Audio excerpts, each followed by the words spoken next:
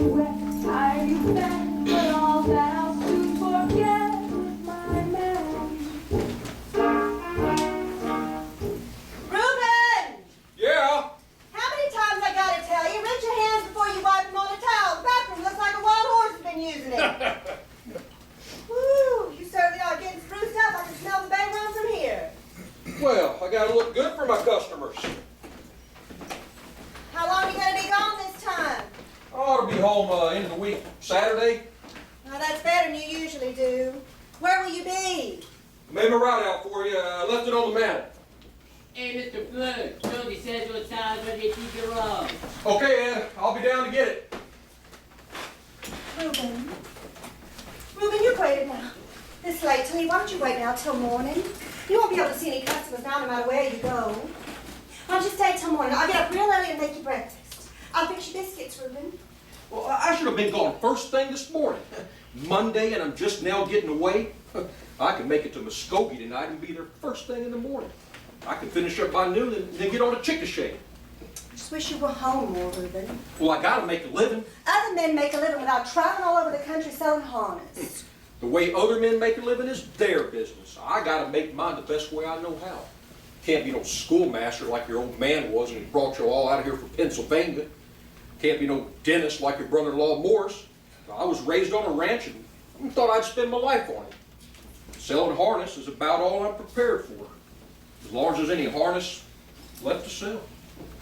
I just envy women who have their husbands home with them all the time. Never had anybody to take me any place to live like a widow. Well, what do you want me to do? Give up my job and stay home here to pleasure you every day? Don't talk like that. Jesus Christ, you talk like a man had nothing else to do but stay home and entertain you. But it's not just myself I'm thinking of, it's the children. We have a daughter, 16 years old now. Do you realize that? Renee is 16, and Sonny's 10. Sometimes they act like they didn't have a father. You're always telling me how good they do at school. The girl plays piano, don't she? And then the boy does something too. Gets up and speaks pieces or something like that. A clean sock. Reuben, I worry about her. Renee's so shy of other people her own age, I don't know what to make of her. She doesn't have any confidence at all, and I don't know how to give her any. You could, though. I mean, her eyes light up like candles anytime you go near her. Come on now, Cora. The boy. The other boys pick on him and call him names. He don't know how to get along with them. He ought to beat the tar out of the other boys. He's not like you, Reuben. He's not like anyone I ever met. But he needs a father, same as Renee. Kids need a father when they're growing up, same as they do a mother. You don't always talk like that. God Almighty, when those kids was born, you were hugging them so close to you, you made me think it was your own personal property, and that had nothing to do with them at all. But that's not so. The hell it ain't. You pampered them so much and cuddled them, they thought I was just being mean if I tried to drill some sense into their heads. Say that. You're always kissing and making over the boy until I sometimes wonder who's top man around here. Reuben. Like I said, I just wonder. Well, if I kept them too close to me, it's only because you weren't there, and I wanted to have someone close to me. I'd have someone. You're like an old mare Pa used to have on the ranch. Never wanted to give up her colts. By God, she'd keep them locked inside her and make us all men dig inside her with their hands just to get them out. She never wanted to let them go. But I don't like what you just said. Well, she's a good mare in every other way. You talk shameful sometimes. Well, I got my own way of saying things. It's pretty hard to change. You like being out on the road, don't you? Like pretending you're still a young cowboy. It wasn't a bad life. Reuben, there are so many other things you could do here in town. Mr. Benny makes a perfectly good living selling groceries to the neighborhood folks. We could have a store like that, Reuben. The kids and I could help you.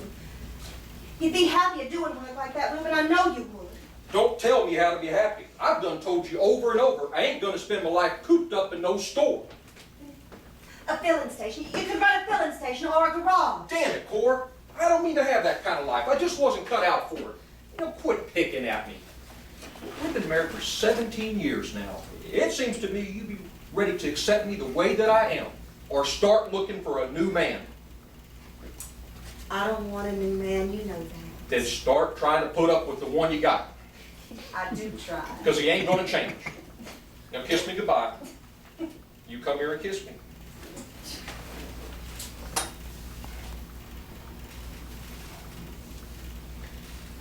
Reuben, you're gonna have to leave me some money. Well, how much you gonna need? Let me have maybe $25.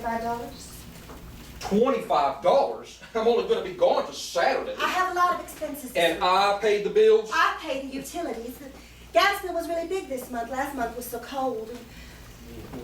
Reenie's been invited to a big birthday party out at the country club. The Ralston girl, Reenie has to take her a present. Me buy presents for Harry Ralston's girl when he owns half this town? I don't often ask for this much. All right, see what I can do. 20's the best we can do. Thank you. Yeah. Giving Mary Jane a big dance party. Oh, my goodness. Come here. Sit down. Let me take care of that. Well, that'll be all right, Cora. Sit down. I We'll take gotta a go. minute. We'll take a minute. We're having a big dance orchestra at Oklahoma City. Harry and Peg Ralston putting on the dog now, are they? I hardly ever see Peg anymore. I guess they don't have time for any of their old friends now that they have so much money. Well, just the same, they've invited Reenie to the party, and I'm thankful for that. The country club, huh? By God, I'd die in the poorhouse before I go do what Harry Ralston done. Oh, Reuben. I mean it. He shot himself in the foot to collect enough insurance money to make his first investment in oil. Believe all those stories. Well, hell yes, I believe it. I know it for a fact. Shot himself in the foot. He ought to be in jail now. Instead, he's a social leader giving parties out at a country club. And I'm supposed to feel real proud he invited my daughter? Hurry up. Yeah, I saw Peg in town over the winter. My, she was wearing a lovely fur coat. Gray squirrel. And had a lot of lovely new jewelry, too. Yeah, she's spending his money as fast as old Harry makes it. Now, why shouldn't she have a few nice things? They tell me they both started drinking now. Go out to those country club parties and get drunk as lords. Peg never used to be like that. They're all like that now. The town's gone all boom crazy. Chamber of Commerce says we're the wealthiest town per capita in all the Southwest. I guess they're not exaggerating much either with all this oil money and those damned Indians riding around their limousines getting all that money from the government. Millions of dollars. Millions of dollars and nobody knows what to do with it. Come on, hurry up now. Reuben, if you wanted to make an investment, if you heard of something absolutely sure you could have that money that Mama left me when she died, $2,000, Reuben, you could make an investment with that. There ain't no such thing as a sure thing in the oil business. Isn't there? No, you could make $1 million or lose your ass overnight. Reuben, you don't have to use words like that. Cora, I do a good job of supporting you, don't I? Of course you do. Then let's let well enough alone. Just, well, it makes the body feel awful left out to be poor these days, that's all. Sissy, Sonny, what? His name is Mud. Sonny's favorite dog, Sonny loves his mama. Now, you see there? You boys get on out of here now, you hear me? My sonny hasn't done anything to you. You get on out of here now, I'm gonna call your mothers, each and every one of you. You ought to be ashamed of yourselves picking on somebody smaller than you are. Cora, cut it out. I am not gonna stand quietly by while they're picking on my boy. It's his battle. He's got to fight it out for himself. If they touch one hair on that boy's head, I'll destroy them. Sonny Flood, his name is mine. I'll destroy them. Sonny Flood, his name is mine. Hey, come here, you fat buttball. I know. How you doing, Jonathan? Let me see how you're growing. Getting fat as a pig. Get over your paw for me. They hurt you? No, Well, what started it this time? I don't know. Well, did you say something to make them mad? No. They're just jealous because you make better grades than they do, that's all. Just jealous beasts. Son, Oh, I'm going to teach you how to put up a good fight. I don't think so. What else can I do? Buy him a shotgun? Well, there's got to be something we can do, something. Everybody's got to figure out his own way of handling things, Cora, whether he fights or whether he runs. I hate for anything to make me feel so helpless. Well, I got to be going. Say goodbye to your father, Sonny. Goodbye, son. Bye-bye. Oh, hell! Isn't there anything you can say to him? Cora, if that boy wants me to help him, he's got to come to me and tell me how. I never know what's on his mind. You're just not interested. Oh, hell, I give up. I plain give up. Reuben. Reuben!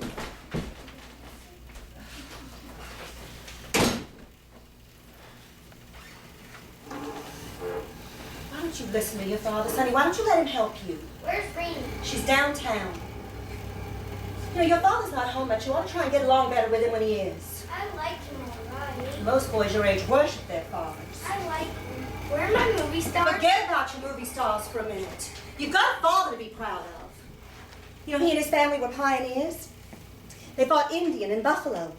They settled this country when it's just a wilderness. You know, if there was a movie about it, you couldn't wait to see it. Mom, it just makes it worse when you come out there and tell those boys you're going to call their mothers.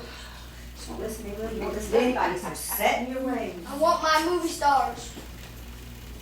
Put them on the bookshelf over there and I'll straighten up. You know, that's the only pastime you have, coming in and looking at those pictures of movie stars. I like them.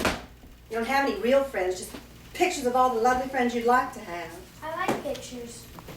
Sonny, there's a lot of difference between pictures of people and the way people really are. I mean, why don't you try and play with the other boys more? They play stupid games. Sonny, people distrust you if you don't play the same games they do.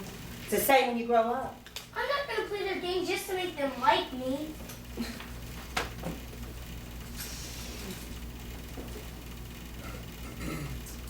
Wish I understood you better. I don't see why not. No, I don't suppose you do. You're a speckled egg, and the old hen who laid you can't help but wonder how you got in the nest. But I love you, son. More than anything in this whole world. Mom, can I go to a movie tonight? You know the rules. One movie a week on Friday. Please, Mom, honest, I just got to see it. I bet you do. You just got to see all of them like your life depended on it. No, you're supposed to stay home and study during the week. Stay home and study. I've already got all my lessons. Well, aren't you supposed to do a recitation for Miss Stanford's tea party on Saturday? Don't you memorize them in peace? I can't find anything I like. I found a real cute little piece in the paper this morning.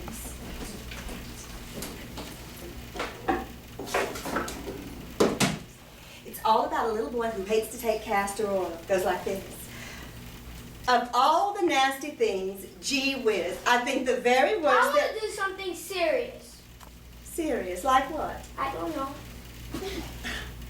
Honestly, don't you think there's enough seriousness in this world without you getting up to recite sad pieces? I'm tired of all those stupid pieces you cut out of the papers. Well, my, aren't we getting superior? Oh, now look, there's your sister. Get a little gentleman and go open the door for her. Is Daddy gone yet, Mom? Yes, he's gone. The coast is clear. Oh, Mom, it's the pettiest dress I've ever seen. Well, bring it in. Come on in, Flirt. Hello, Miss Flood. Okay. And they took up the hem and took in the waist so that it fits me just perfectly now. I think it's simply scrumptious, Miss Flood. Well, thank you, Fred. Come on, Rainey, hold it up. Yes, hold it up.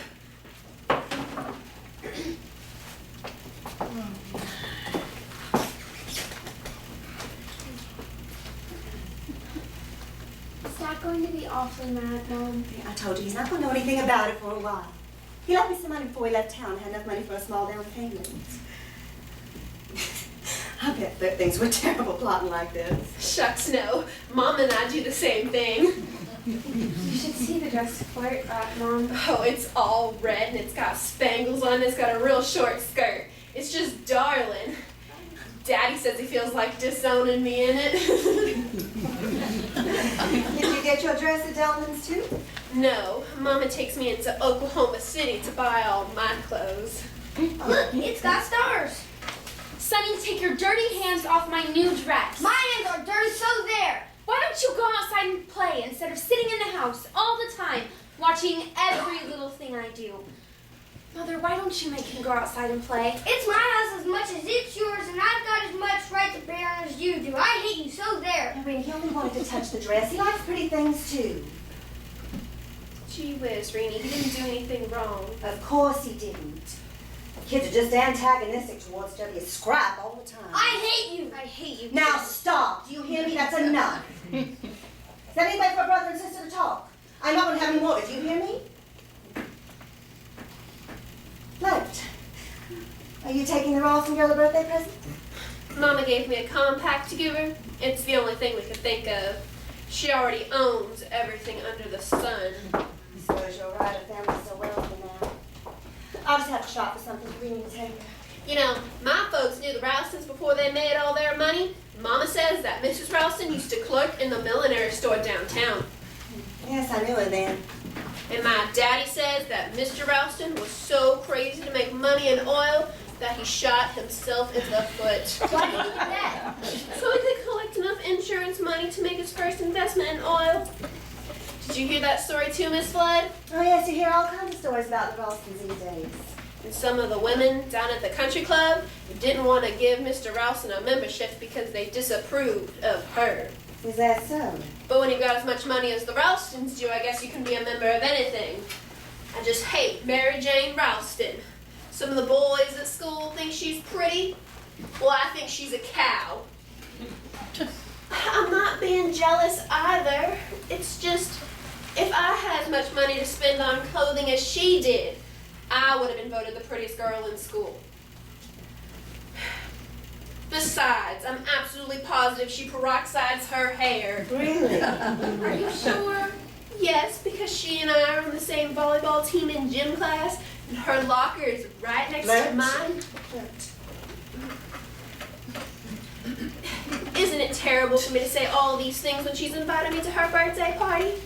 Well, I don't care. She only invited me because she had to, just because my daddy is her daddy's lawyer. Ugh! Son, get your feet down off the table now. Let me see. Oh my, he did a fine job. Claire, tell me more about the young man who's taking Winnie to the party. He's a Jew, Miss Flood. Oh, he is. Do you think it's all right for me to go out with a Jew, Mom? I'm sure it's perfectly fine as long as he's a nice boy. His name is Sammy Goldenbaum, and he's from Hollywood, California. His mother's a moving picture actress. Really? Oh, Fleur just found that out, Mom. We didn't know it before. A moving picture actress? Yes, I saw her once, but she only played itsy-bitsy parts in a picture. She was Gloria Swanson's rival. Well, you see, Gloria Swanson and her were in love with the same man, Thomas Megan.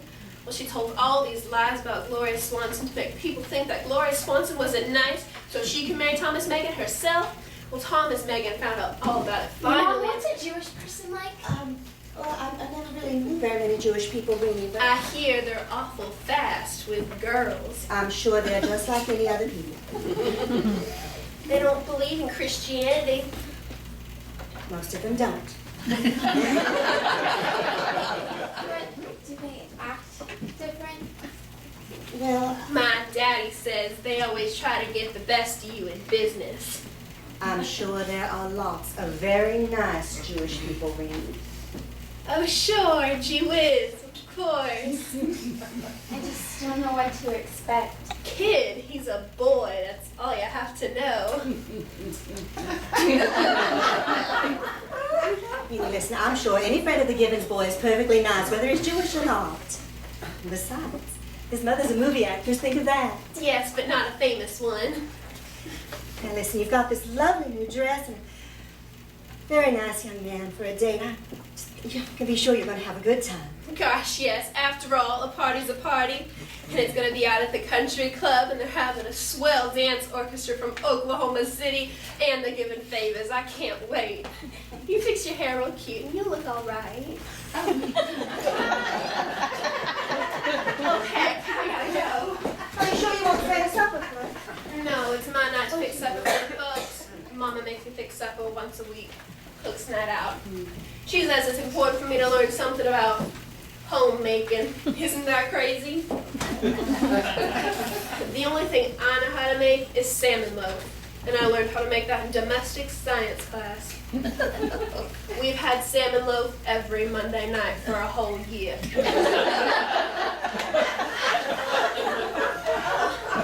Kid, you think you could help me study for that stupid old civics test we have next week? I guess so. Civics, why couldn't they teach us something in that stupid old school that will actually do us some good? Goodbye. Oh. Goodbye, Miss Led. Goodbye, Rini. Goodbye, Sonny. You come over to my house sometime and play. I know how to be nice to little boys. Goodbye.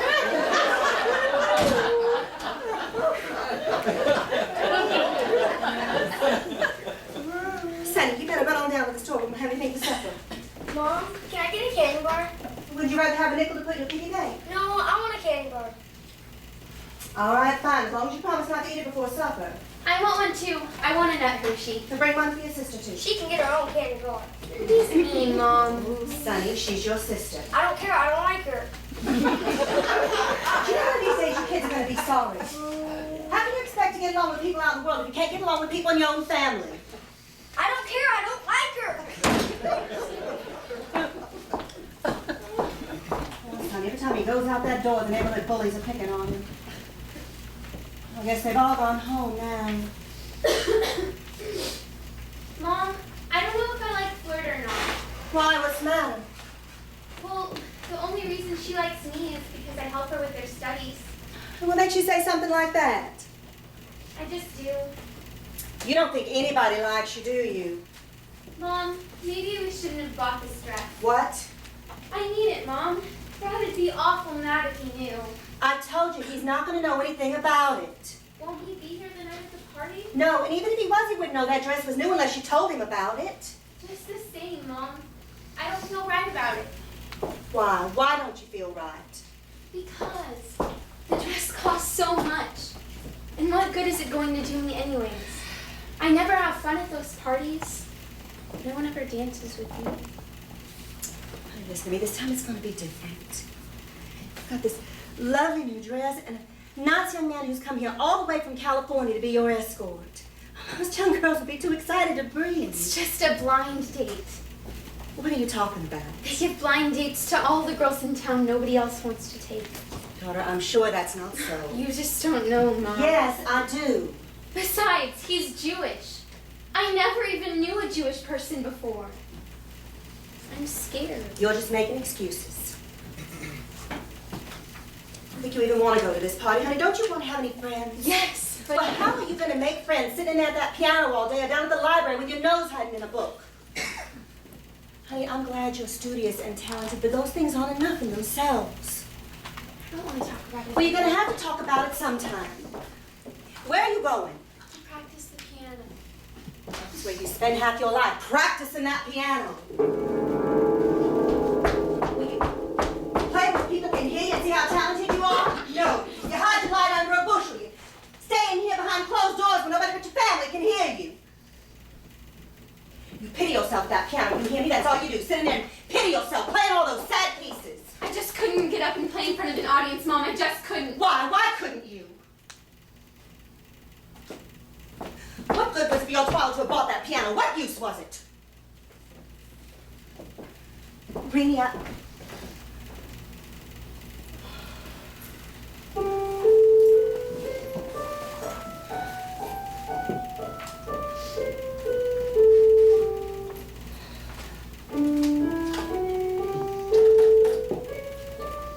hello, long distance?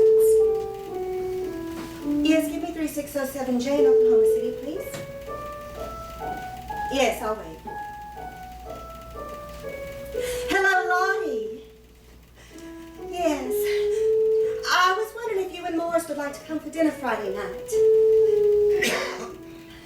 I haven't seen you in so long, Lottie. I just gotta talk to you. I just gotta see some of my own flesh and blood. Well, Reenie's been invited to a big birthday party out at the country club, and I thought we'd have a nice dinner beforehand. No, Reuben won't be here, and I'd like the company. Please say you'll come. Oh, good, I'm so glad. Well, yes, I look forward to seeing you. What the hell's been going on behind my back? Reuben. There it is. This is what you wanted the extra money for. Fine feathers. Fine feathers, and your bottom of my back is turned. We were going to tell you. A man's got to go downtown and talk to some of his pals before he knows what's going on in his own family. Who told you? So Ryder told me. I got my own ways of finding out what goes on when my back is turned. You never left town at all, did you? Went down to that dirty old pool hall. I got a right to go to that pool hall whenever I damn please. Thought you were in such a hurry to get out of town. That's right, you said you had to be in Muskogee tonight. Well, I can still make it to Muskogee. 1975? Lord have mercy. $19.75. Was it going down? Is that who it was? Did he come into the pool hall while you were there? If he did, I swear I'll never buy another thing in that store as long as I live. That'll suit me just fine. He kept his mouth shut. I was going to pay for that dress a little at a time. The finest dress I have in the store, he says, walking in the arcade with a big cigar stuck in his mouth, wearing a suit of fine tailored clothes. I just sold your wife the finest dress I have in the store. Jesus Christ, woman, what do you take me for? One of those millionaire old men? Is that what you think you're married to? See, Mom, I told you he'd be mad. Let's take the dress back. I don't want to go to the party anyhow. You get back in that parlor, you hear me, and don't come out until I call you. You see there? The girl don't even want the dress. That you putting all these highfalutin ideas into her head about parties and dresses and Of knots. course she doesn't want to go to the party. She never wants to go to the party. She never wants to go anywhere. All she wants to do is sit in there in that parlor at the piano or go down to the library and have a nose in a book. She's going to want to get married someday, isn't she? Where's she supposed to find a husband? At the public library? I bought her a fine dress just a little while back. Oh, you did? Yes, I did. Well, that's news to me. When? Just a few months ago. Sure I did. Well, I certainly never saw it. What did it look like? It was white. Reuben Flood, that is the dress you bought her 3 years ago when she graduated the 8th grade. She hadn't had a new dress since then, except for some school clothes. Well, why couldn't she wear the white dress to the party? Because she has grown 3 inches since then. Besides, I put that dress up 2 years ago, dyed it black, made it into a skirt for her to wear with a midi. Well, just the same, I ain't got no money to throw away on no party talks. I just ain't got it. No, you never have money when we need something here at home, do you? I'm telling you right now, I don't. Well, you certainly seem to have enough money for a bottle of bootleg whiskey whenever you want it. And a few other things I needn't mention just at present. What are you talking about? You know what I'm talking The about. hell I do. I know what goes on when you go out on the road. You may tell me you get spruced up for your customers, but I happen to know better. I'm not a fool. I don't know what you're talking about. I have friends. Nice, decent, respectable people who tell me a few things that go on when you visit Ponca City. You mean the Whirlpool sisters? That's all right who I mean. I have friends, that's all I need to say. Those nosy old maids, the Whirlpool sisters. Damn, have they been running to you with stories? You may not have money to buy your daughter a new dress, but you certainly seem to have enough money to take Mavis Pruitt to dinner anytime you're out there, and to the movies, and to buy her presents. Well, I've known Mavis Pruitt ever since I was a boy. What harm is there if I take her to a movie? I was too tired to take me to a movie when you come home. Life's different out on the road. Yes, I bet it is. Besides, I didn't ask her. She came to the Gibson house one night when I was having my dinner. What could I do but ask her to join me? She came to the Gibson house looking for you. I know what kind of woman she is. She's not as bad as she's painted. That poor woman's have a hard time of it too. Oh, she has. Yes, she has, and I feel sorry for her. Oh, you do? Yes, I do. Is there any law that says I can't feel sorry for Mavis Pruitt? She has had her eye on you since I can remember. Oh, shoot. What happened to that man she left town with right after we were married? He run off and left her? I bet he did. With good reason, too, I'm sure. I also happen to know that Mavis Pruitt was seen sporting a brand new pair of black bottom hose shortly after you left town. And you were seen buying such a pair of hose in the Float dry goods store. By God, you got yourself a real detective service going, haven't you? You think I like when people come and tell me these kinds of things? I wish to God they didn't. All right. I bought her a pair of hose. I admit it. It was her birthday, and the hose only cost me 68 cents. It made that poor woman happy. And after all, I've only known her ever since I was a boy. Besides, I was a little flushed then. How do you think it makes me feel when people come to me and tell me those kinds of things? You ought to not listen. How can I help it? There's nothing between me and Mavis Pruitt. There's nothing for you to worry about.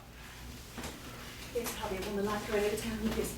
That's why you can't wait to get out of town so you go gallivanting across the country like a young stallion. You just hush your mouth or the daughter's A going to hear lot you. you care about our daughter, a lot you care about any of us. You don't think I care for her unless I sit you on my knee and nuzzle you. You need for a wife to squaw.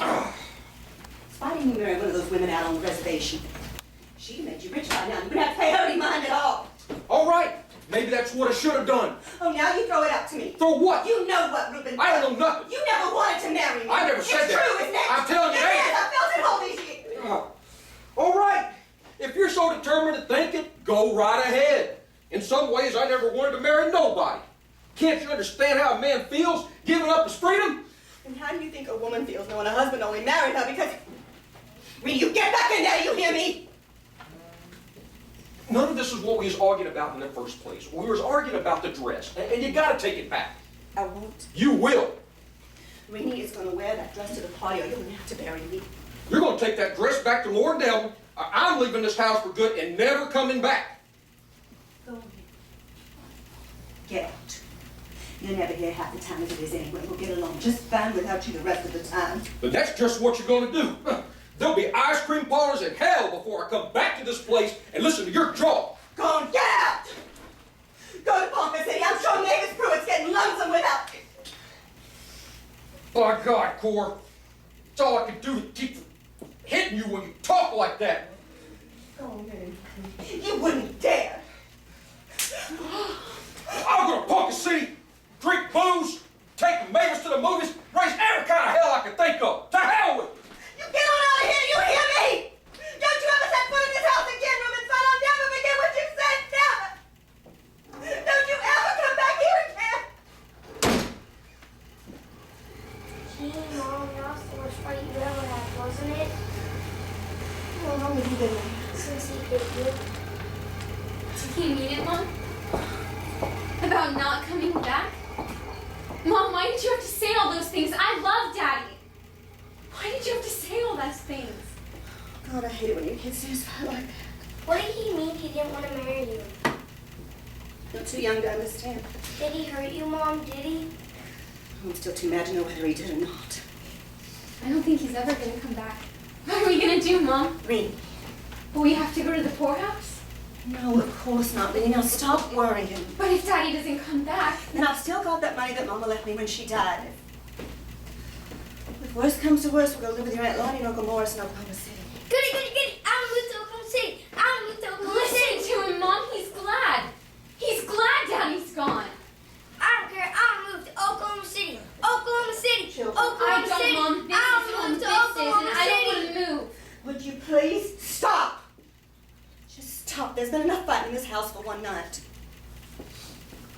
Now, I want you to take that dress upstairs and hang it in your closet right now. Do you hear me? I hate the old dress now. It's the cause of all the trouble. I hate it. You do as you're told. You take that dress upstairs and you hang it in your closet. You're going to go to that party. I'm about to take you there myself.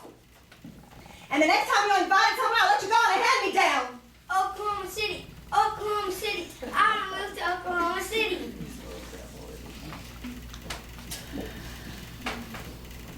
I'm going to go make supper. I do. I'm hungry. Are you? Come here.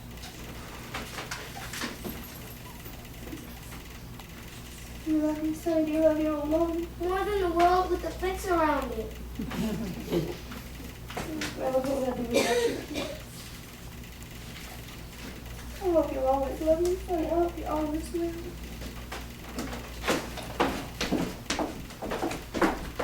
Where are you going?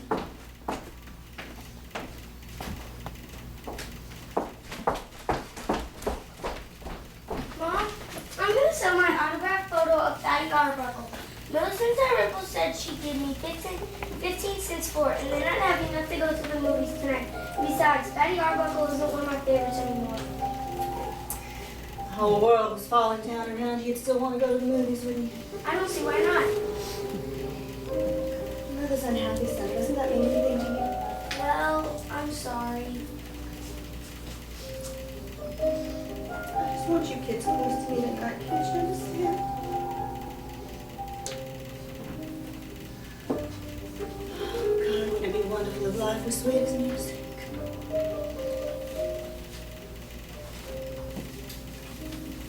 Come help me set the table.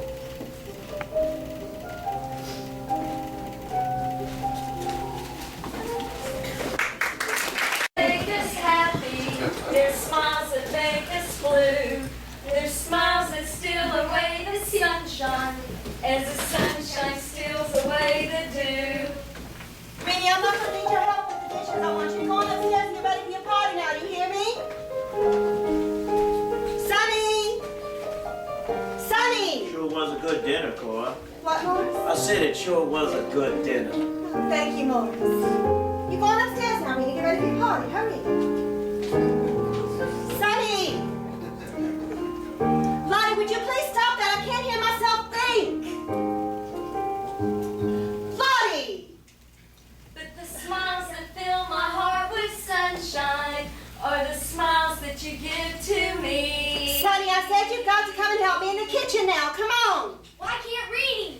all, she'd help me clear the table. Besides, she's got to bathe and get ready for her party. I have to do everything around here. I think it's a shame. Cora always was jealous because I could play the piano and she couldn't. Dude, I have something to tell you. Do you know why she asked us over here? For dinner. No! She and Ruben had had another fight. She told me about it while I was in the kitchen helping her get dinner on the table. What about this time? About a new dress she bought for Rainey. But what difference does that make? They could fight about anything. And this time he hit her. He did. Hell, I told you. Poor Cora. I guess maybe she has a hard time with Ruben. Has Ruben walked out again? You guessed it. Do you know what she wants to do now, honey? She wants to bring the kids over to Oklahoma City to live with us. She said I suggested they do that some time ago, but maybe I did, but my God, I never thought they'd do it. We'd be perfectly miserable with her and two kids living with us, wouldn't we, Morris? Yeah, that wouldn't work out very well, honey. No, oh my, the way she pampers those kids. If she had her way, she'd spoil them rotten. What'd you tell her, honey? Well, I haven't told her anything yet. I was so flabbergasted when she asked me, I just hinted. Oh, honey. They got me working again. I think it's terrible. And hard until I can think of something to say. Oh, Morris, put away that puzzle and listen to me. She's going to come to you sometime tonight and ask you about it. And all you need to say is, I'm leaving all that in Lottie's hands, Cora. Can you remember that? Just say it real nice, like it was none of your business. I'll remember. You say you will, but will you? Yes, honey. I don't know. I'm so afraid of hurting people's feelings. That's not so. It is too. Don't I know? You had to go see some psychologist over in Oklahoma City because you were so afraid of hurting your patients when you drilled the teeth. Now confess it. It was actually making you sick that you had to drill your patients' teeth and hurt them. Honey, I really wasn't sick about it. You were too. Now remember what I say. Don't get all soft-hearted at the last minute and tell Cora to bring the kids and come on over. God, Morris, you've been the loony bin in less than 2 days with them in the house. And I love those kids of hers. They drive me crazy. You too. And you should let me help you. It's all right, I'm almost finished.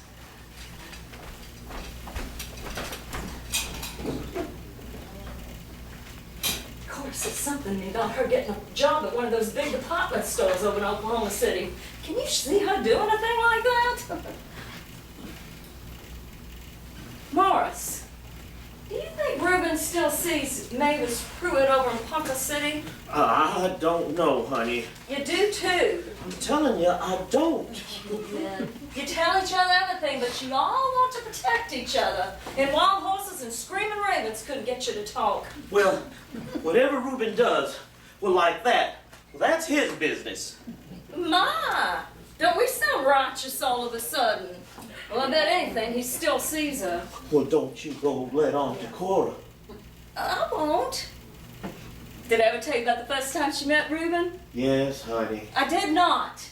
Coming out of the 5 and 10. Cora wanted to buy a little lace to put on her dress. Then here comes Ruben like a picture of sin, riding down the street on a shiny black horse. God, he was handsome. Neither one of us knew who he was, but he looked at Cora and smiled, and Cora began to get all nervous and fluttery. And you know what? He came by the house that very night and wanted to see her. Mama and Papa were so nervous they didn't know what to do. But Cora went out riding with them, and 6 weeks later they were married. Mama and Papa were worried sick. I think that's the reason Papa had a stroke, don't you, Morris? Well, maybe. I do. Mama and Papa just felt Cora might as well be dead as married a man like Ruben. But Cora always was a determined creature. Mama and Papa were no match for her when she wanted her own way. Well, I like Ruben. I do too, honey. I'm not saying anything against him. He's made a lot better husband than I ever thought he would. But I'm glad I'm not married to him. Worried to death all the time. I'm glad I'm married to a nice man I can trust. What'll Cora do if Ruben doesn't come back? Well, that's not our problem, honey. Still, just the same, Listen, she's got this nice big house here, doesn't she? She can take in rumors if she has to. And Mama left her $2,000 when she died, didn't she? Yes. Cora was a baby, so Mama left her the money. I'm not gonna worry. Aunt Lottie! All right, I was just wondering. Now remember, all you got to say is I'm leaving all that to Lottie, Cora. Yes, honey.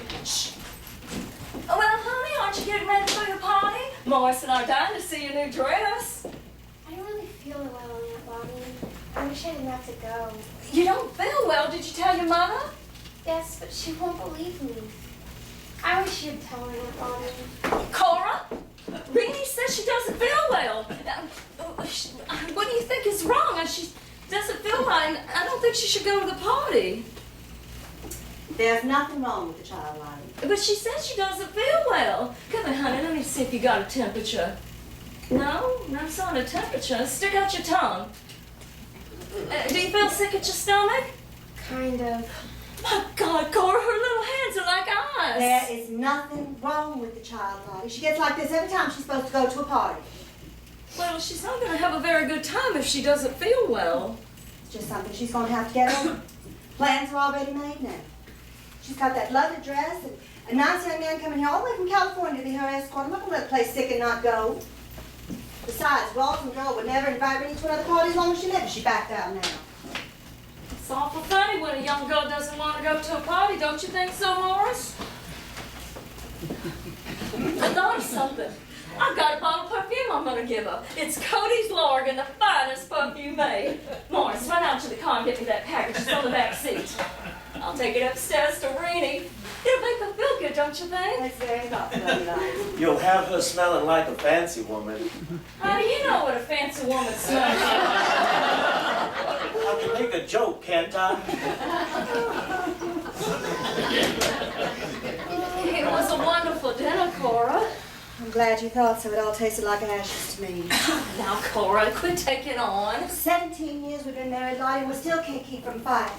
What are you talking about? I've known plenty of times when you've got along for months at a time. When Reuben was gone. Cora, that's not so. I just don't think it's right for kids to see their parents fighting all the time. Cora, you got the two nicest kids in the whole world. Well, they're wonderful children. I worry about them, Lottie. I mean, you saw Renee just now. Here she is sick because she's supposed to go to a party. Most girls her age will be tickled to death. And Sonny, the other boys pick on him, tease him all the time. Oh, Renee will get over that. So will Sonny. Kids don't just get over these things in some magic way. And sometimes these troubles stay with kids and affect their lives when they're growing up. Is this what you want? Yes. Renee, I got something for you, Renee. Real French perfume. It'll make you smell real good. Morris said it'll make you smell like a fancy woman. Lottie's got an awful big heart, Morris. She thinks an awful lot of your kids, Cora. I know she does. Morris, I was thinking, wouldn't it be nice if Renee and Sonny could come and go to one of those nice big schools like you got in Oklahoma City? I mean, Cora, I wish you'd let me curl Renee's hair for her. I could have her looking like a real baby doll. I'm an artist at it. Last week, Morris took me to a party at the shrine, and everyone there said I had the prettiest head of hair at the whole party. go on and do it then. Well, I can't right now. She's in the bathtub. Are you going to get your hair bobbed, Cora? Reuben doesn't like bobbed hair. Oh, he doesn't. You like my hair, don't you, Morris? Yeah, it's all right, honey. Be darned if I let any man tell me how to style my hair. Morris says maybe I should take up smoking cigarettes, Cora. Would you believe it? Women all over Oklahoma City are smoking cigarettes now. Would you believe it? Isn't it disgraceful? What in God's name are we all coming to? I think I'm going to go finish up in the kitchen.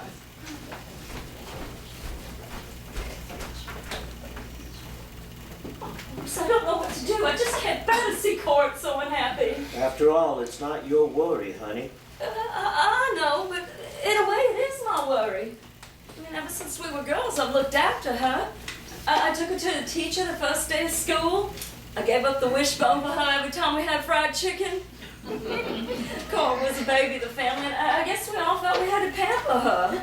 Honey, it's up to you, but if you want to take in her and the kids, we'd manage somehow. Oh, God, Morris, life's been miserable. Want to see my movie stars, Aunt Lottie? I guess so, honey. Come on, we got to look at his movie stars. You got any of Norma Talmadge? Sure. Norma Talmadge. Norma Talmadge, that's all you think about is Norma Talmadge. Oh, what you see in her? Besides, she's a Catholic. Honey, you just got a bug about the Catholics. Oh, I do I? Well, maybe you'd like to marry Norma Talmadge and then let the Pope tell you what to do with the rest of your life. Maybe you swear to leave all your money to the church and bring up all your children Catholic. And then join the Knights of Columbus and take an oath to go out and kill all the Nazi Protestant women. And let it come for the Catholics to take over the world. Honey, when do you pick up these stories? It's the truth. Marietta Flagbar told me.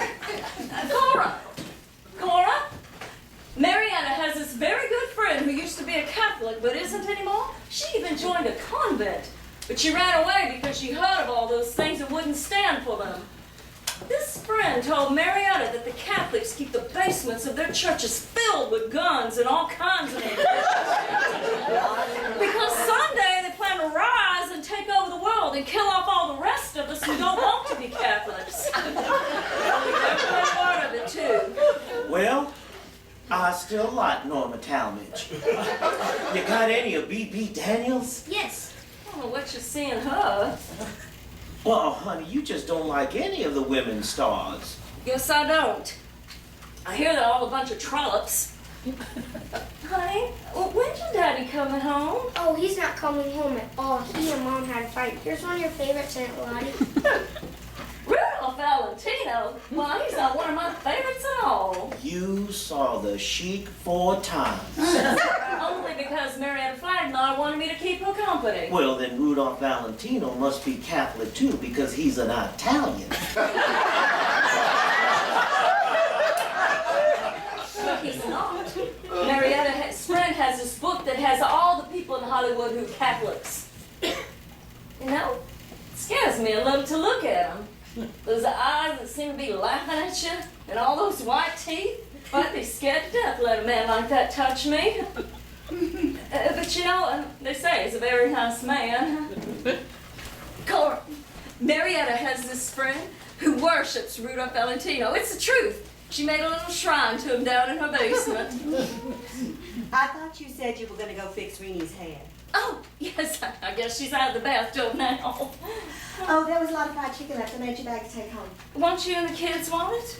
They won't eat anything but the breast. Thanks, Cora. Listen, I want your pictures all over the table when young people come by for Renee. All right. Remember what I said, Morris. Renee, I'm coming upstairs to fix your hair. I'm going to turn you into a real baby doll. I'm in here, Aunt Lottie. Morris. Morris. I suppose by now Lottie's told you what happened. Well, yeah, she did say something about it. I guess now Mom and Papa were right. I never should have married Reuben. You'll get over the squabble after a while, Cora, so Reuben. I don't think we should get over it, Morris. I don't think we should try to come back together anymore. I think I've failed. Now, Cora, I just think you're exaggerating I all am these things only in your own 34 mind. years old, Morris. That's still young. I thought it'd be nice if I could bring the kids out to Oklahoma City and enroll them in one of those nice big schools like you got out there. And then I thought I could get a job at one of those department stores. I know I've never done work like that before, Morris, but I think I'd like it. It seems to me I've got to, Morris. I've got to. Well, maybe. Let's go into the bathroom, Renee, where the light's better. Oh, it's awfully hard, Cora. Being on your feet all day. I get used to it. Cora, I just don't know how to advise you. Morris. Morris, I was wondering if the kids and I could come out and stay with you and Lottie in Oklahoma City for a while, just for a while until I get my feet under me, until I get a job and we feel more or less at home. Well, There wouldn't be any trouble, I promise. I'd pick up after the kids and I'd do as much of the cooking as Lottie would let me. Well, Cora, I just don't know what to say. Would be too much in the way? Oh, no, Cora, not at all. But We'd manage, I know we would. And I'd pay our share of the bills, I'd insist on it. yes, well, but I just Cora, can't. Reenie's sick. She's vomiting all over the Oh bathroom. my God. The young people here for meeting said they want you to put on your best manners and go answer the door. You hear me? Morris, you please stay down here and try to entertain young people talking about it. Please. I want to rock you with that child. Won't you come in? Hi, Sonny. Is your sister ready? Shucks. Come on in, fellas. We're gonna have to wait. Sammy, this is Sonny Flood, Reenie's little brother. Hi. Hi. And this is Punky Gibbons. Oh. Hello. I'm Flirt Conroy. How do you do? Oh, how do you do? I'm Morris Lacey, Reenie's uncle from Oklahoma City. Oh, yes. I've heard her speak of you. Fellas, this is Dr. Lacey. He's Reenie's uncle from Oklahoma City. Hi. My name is Goldenbaum. Sammy Goldenbaum. Glad to know you, Sammy. And this is Punky Gibbons. Stand up straight, Punky. Glad to know you, Punky.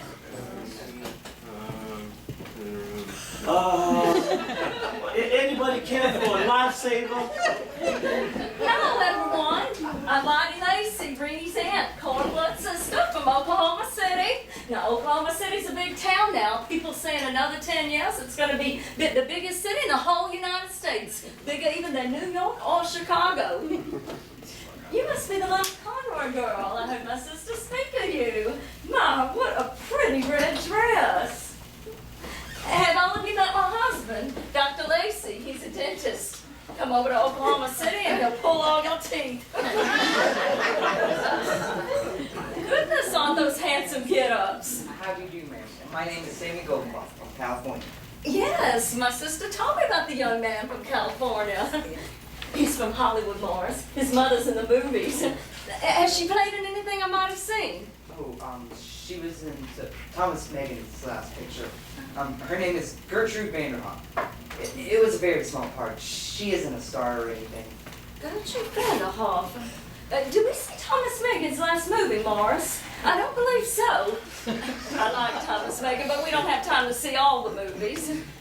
Do you think you ever saw Gertrude Vanderhoff in anything, Morris? Miss Lacey, have you met Punky Gibbons? How do you do?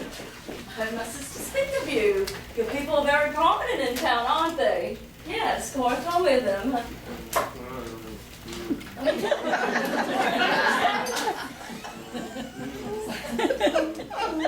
Thanks very much. Come on now, Reenie. I guess you'll all have to wait a few minutes. Reenie isn't quite ready. Reenie, not another word. The Cora's upstairs now helping her. I guess you'll all have to entertain yourselves for a while. Do any of you play mahjong? I want to play some music. Got any new piano rolls, Sonny? A few.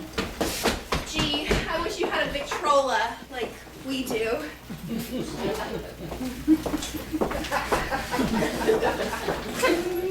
You're a long way from home, aren't you? Yes, ma'am.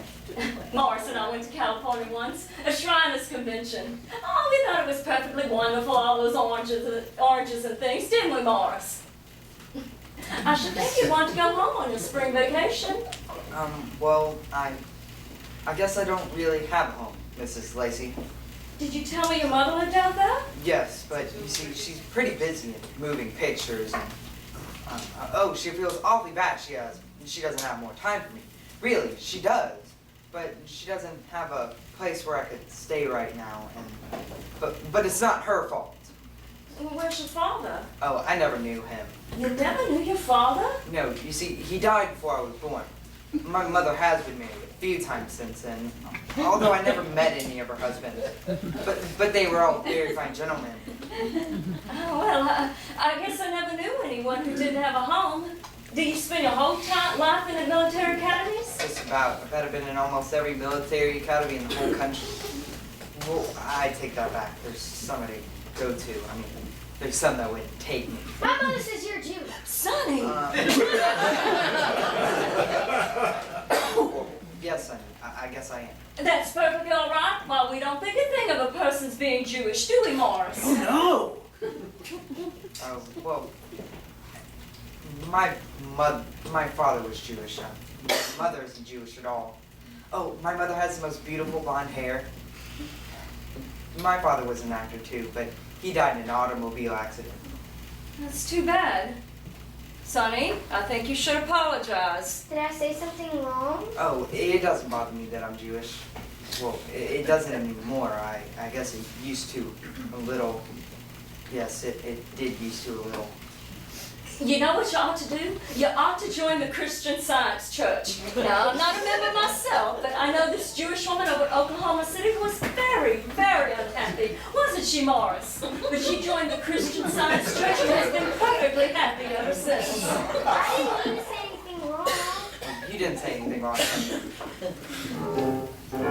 Come on, Punky, let's dance. The sheep of Araby, boom, boom, boom. His heart belongs to me. Come on. Would you care to dance with me? Me? My goodness, no. I haven't danced since I was a girl. But I certainly appreciate you asking. Want a wild west ride, Sonny? Well, Morris?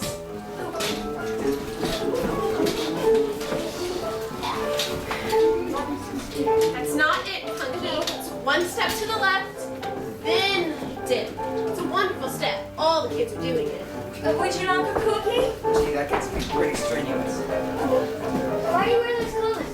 Oh, they gave them to me at the academy, Sonny. Punky, don't.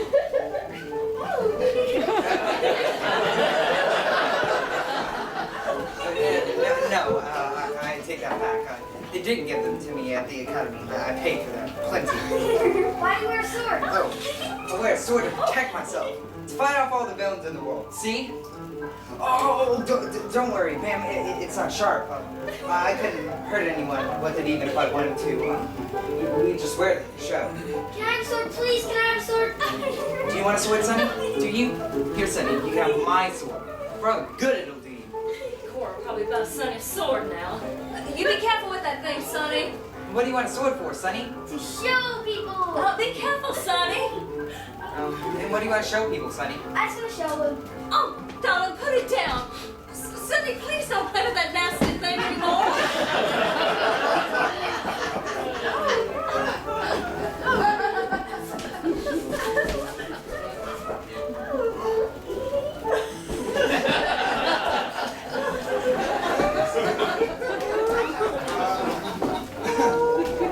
So what do you want to do now, Sonny? Are there any games you want to play? Do you want to fight Indians, or set bear traps, or go flying over volcanoes, or climb the Alps? Yes, yes.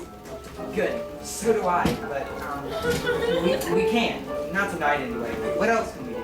I can show you my movie stars. I've had enough of movie stars for today. What else? I can speak a piece. Oh, you can't? Hey, everyone, stop the music. Sonny's got to speak a piece. Did you hear that, Morris? Sonny's going to speak a piece. What are you doing? And where do you want to stand, sir? We can use the platform on the stairs. Come on, Punky, we have to listen, don't we? Quiet, everyone, quiet. To be or not to be, that is the question. Whether 'tis nobler in the mind to suffer the slings and arrows of outrageous fortunes, or to take arms against the sea of trouble and by opposing amen, to die to sleep no more. Studies are citing Shakespeare. He must have gotten that dusty old volume down off the bookshelf and memorized it out on his own. There's your young man. Is he handsome? Honey, you're going to have a good time tonight. I can feel it in my bones. That was wonderful, Sonny. He's the second Jackie Coogan. That was just wonderful, Sonny. Oh, Cora, you should have been here. Sonny recited Shakespeare. It was just wonderful. Oh, yes, I heard. Sonny's a genius. I'm going to take you to Hollywood, Sonny, and put you in the movies. You'll be the greatest actor out there, Sonny. I think Shakespeare's just wonderful. I'm gonna read him sometime. Really, I am. Good evening, young man. I'm Mrs. Flood. Beg your pardon, ma'am. I'm Sandy Goldenbaum. Welcome. I see my son's been entertaining you. He sure has me. You know, he started speaking pieces about a year ago, just Stood up one day and started doing it all on his own. Some people think he's I think talented. so too, man. Fair. Rini. Sammy, this is my daughter, Rini. Good evening, Greenie. Good evening. Ma, you certainly look nice. That's a very beautiful dress. Isn't it cute? I helped her pick it out.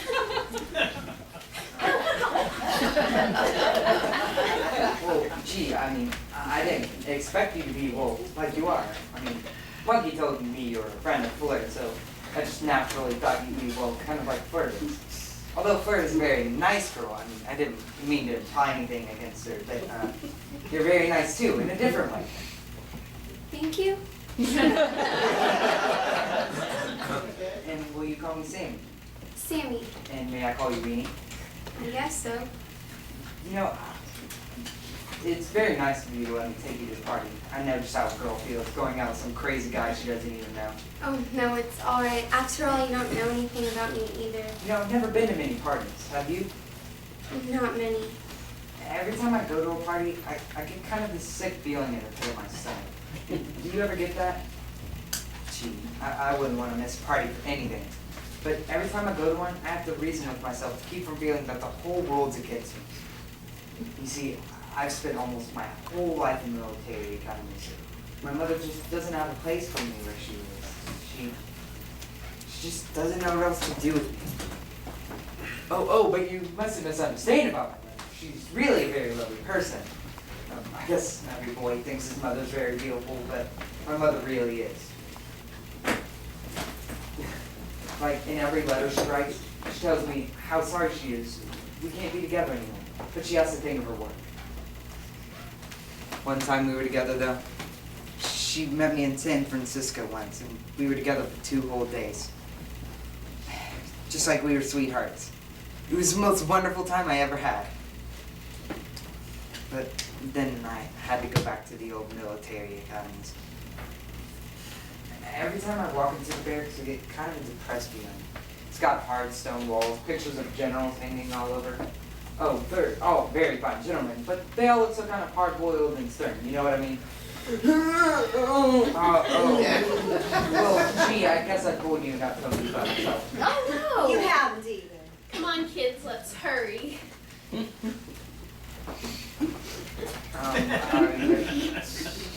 Rini. Yes. And may I help you into your wrap? Thank Wish I could you. get to get one of those nice fur wraps like Flirt's wearing. Stand up straight, Punky, and say goodnight to everyone.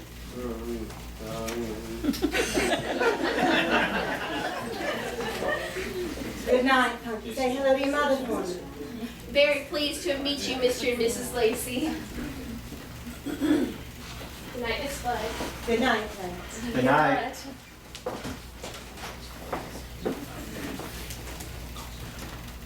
Do you have to go? I'm afraid I do, Sonny. Can I go too, please? Can I go too? Gee, I don't know. Hey, is there any reason Sonny can't come along? I promise to look after him. Great time together. Goody. I'm going to the party. I'm going to the party. Mother, I'm not going if Sunny goes too. Other girls don't have to be bothered by their little brothers. I agree with you. No, it's not a kid's party, Sammy. That was a stupid idea. I think you should mind your business. Now, Flirt. Flirt. He's always trying to boss everyone. I guess Sonny better not go. I want to go to the party. I guess it was a pretty dumb idea, Sonny. I want to go to the party. Sonny, you stop that physically. Do you hear me? Get up off that floor right now. I'll not let you go to another movie for an entire month.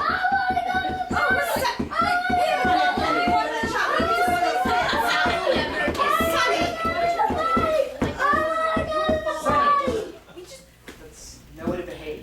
Isn't it? No, Sonny. You mustn't ever act like that. I love parties more than anything else in the world. So do I, Sonny. I love parties too. But there's lots of parties I can't go to. Honest? Honest. It was wrong of me to suggest that you go to the party tonight. You're not old enough. But you'll be old enough someday, and then you can go to all the parties you'd like. Really? Can I? Really. And I'll tell you what. I'll go. I'll gather up all the favors I can find at the party. Want me to? And I'll give them to your sister. Bring home here to you. And then you can throw a big party here, all by yourself. And without any old grown-ups around to interfere. And Sammy's on it. Would you like that? Yes, yes. Good. Are we still buddies? Yes. Forever and ever? Forever and ever. Gee, I love kids. You are the first person in this entire world who's ever been able to do anything with that child when he gets in one of those fits. You know, it's funny, but I always seem to know just how kids feel. Come on, Sammy. Good night, Sammy. I hope you can come back sometime. Thank you, man. Very nice people. Good night. Come over to see us sometime in Oklahoma City. It's a big town. You can stay in the extra bedroom. I hope you like cats. Beanie, don't forget your present. Feeling better now, aren't you? Yes, Excuse me.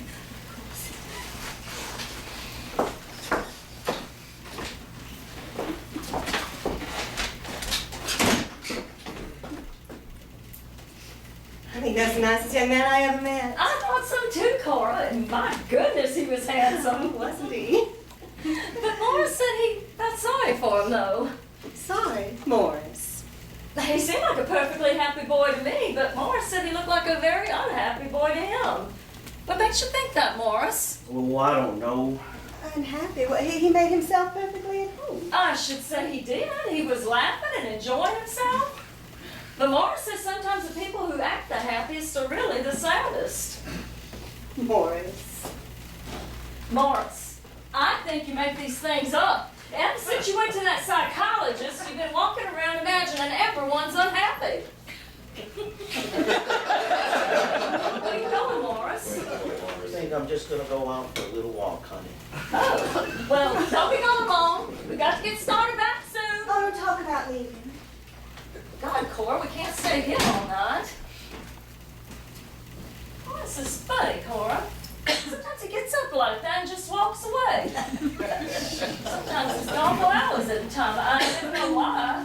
And he says the walk helps his digestion, but sometimes I think it's just because he wants to get away from me at times. Did you ever notice how he is with people? Like tonight, he just sat there when all the young people were here, and he didn't say Hollywood. His mind was 1,000 miles away, like he was thinking about something. He always seems to be thinking about something. Morris is nice to you. You got no right to complain. Oh, he's nice to me in some ways. Good heavens, he bought you those lovely red patent leather slippers and that wonderful fox neck piece. You ought to be grateful. I know. But some things he hasn't given me. Lottie, you know that's not his fault. You got no right to hold that against him. Oh, it's just fine for you to talk. You've got 2 nice kids to keep you company. What have I got but a house full of cats? Lottie, you always said you never wanted any children. Well, what else could I say to people? I just never knew. Cora, I can't let you and kids come over and live with us. Lottie, I'm sorry, Cora. I just can't do it. I was dependent on you. Maybe you've depended on me too much. Ever since you were a baby, you've run to me with your problems. Well, now I've got problems of my own. Lottie, I just don't know what else to do. Call up Reuben and ask him to come back. Beg him to come back if you have to get down on your knees. No, I mustn't do that, Lottie. Oh, why not? Because we can't keep from fighting. You know that. I just don't think it's right. I'm still going on like that. Do you still love him? Don't ask me that. Do you? Yes. Cora, I don't think you should listen to those stories those old Whirple sisters tell you. He's as good as admitted it, Lottie. Cora, I don't think it means he likes you any less just because he's seen Mavis Pruitt a few times. No, I know he loves me. Does he still want to be intimate? Lottie, that's only animal. I couldn't indulge myself that way if I didn't think he was being honorable. My God, a big handsome buck like Reuben? Who cares if he's honorable? Lottie. Cora, did you ever hear about what the old maid said to the burglar? You see, the burglar came walking Lottie. into a bedroom with this big, long billy club. Lottie. And the old maid, she was so green. she Lottie, didn't that's know what was enough.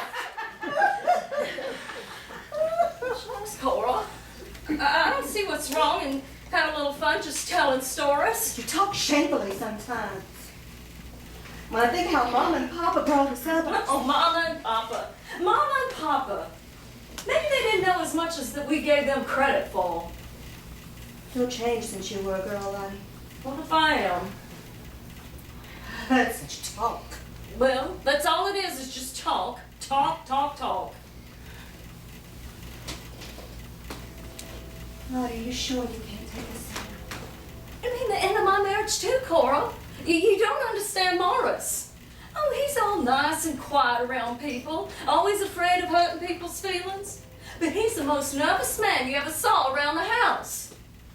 Oh, he'd try to make things do the best with you and kids if you came to stay with us.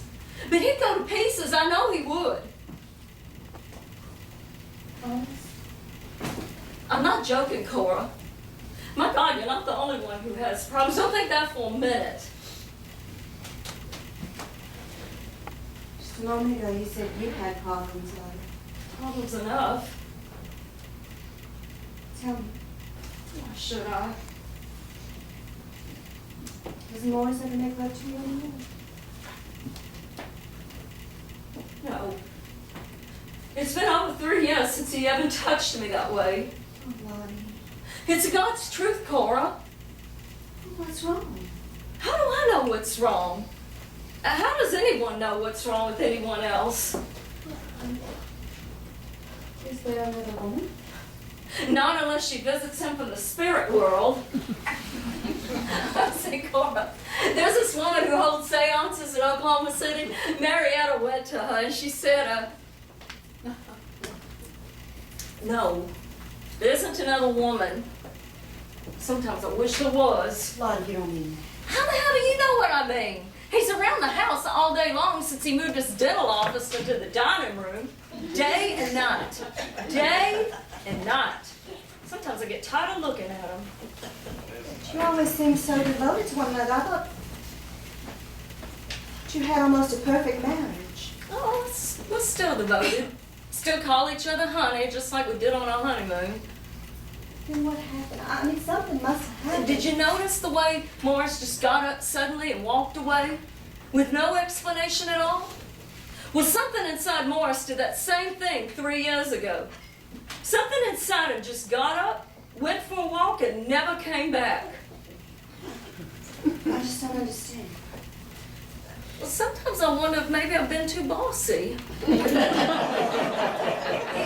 be. But I always supposed Morris liked me because I was bossy. I always envied you, having a husband you could boss. Yes.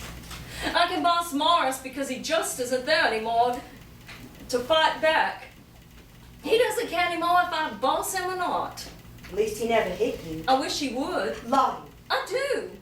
I wish to God someone loved me enough to hit me. You and Reuben fight. God, I'd love a good fight. Anything be better than this nothing. Morris and always go around being so sweet to each other. Sometimes I wonder maybe he'd like to kill me. Lottie, you don't mean that.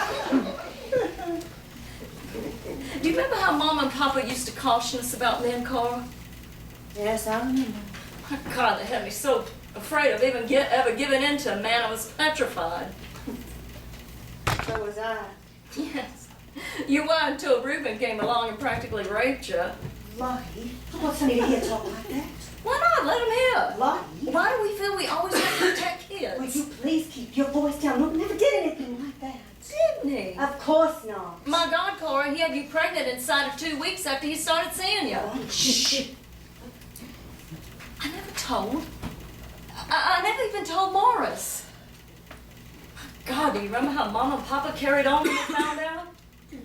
I remember. And Papa had a stroke just a month after you were married. Oh, I just thought Reuben was the wickedest man alive. Never blamed Reuben for that. He was crazy in love with him. He came in and just kind of swept me right off my feet. Made all my objections seem kind of silly. Even made Mama and Papa seem silly. Maybe I should have married a man like that. Oh, I don't know. Maybe it was as much my fault as Morris's. Maybe I didn't respond right from the very first. Lottie, what do you mean? Cora, I'll tell you something. Something I've never told another living soul. I never did enjoy it the way some women say they do. Lottie, you. Why do you say me like that? Because I talk kind of dirty at times? Well, that's all it is just talk. I talk all the time to convince myself that I'm alive. And I'm full of all kinds of crazy curiosity about, well, all the things in life I seem to have missed out on. Now, I'm telling you the truth, Cora. Nothing ever really happened to me while it was going on. Lottie. The first night Morris and I were together, right after we were married, the first time we were together in bed, when it was all over and he had fallen asleep, I just lay there in bed thinking, what in the world all the cautioning had been about. Nothing had happened to me at all. And I thought Mom and Papa must have been making things up. So don't come to me for sympathy, Cora. I'm not the person to give it to you. It's time we started getting back, honey. Looks like rain. Oh, don't talk about it even. Well, can't you stay all night? I'll get up real early and I'll make you breakfast. I'll fix you biscuits. I can't, Cora. I've got patients coming first thing in the morning. And I've got to go home to let out the cats. It was a wonderful dinner, Cora. Thank you. Thanks for the fried chicken, Cora. It was a wonderful dinner. You're a better cook than I am. Not so. Kiss me goodbye, Sonny. Goodbye, Lottie. Oh, good night, darling. That was a fine recitation, Edwin Booth. Thank you, Uncle Morris. I'm ready, Daddy. All right, Mama. It was good of you to have us, Cora. Glad you could come with us. Oh, Cora, I forgot to tell you, Mammy Keeler's in the hospital. Looks like rain, honey. Well, what's wrong? Some kind of female trouble. Oh, that's too bad.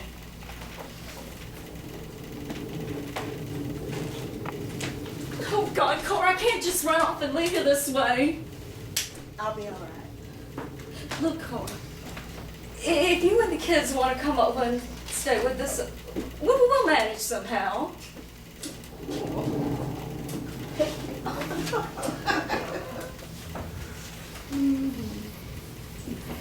I'll work this out by myself. Starting to rain, honey. Goodbye, Cora. Hold your horses, Morris. I'm coming. Don't be impatient now.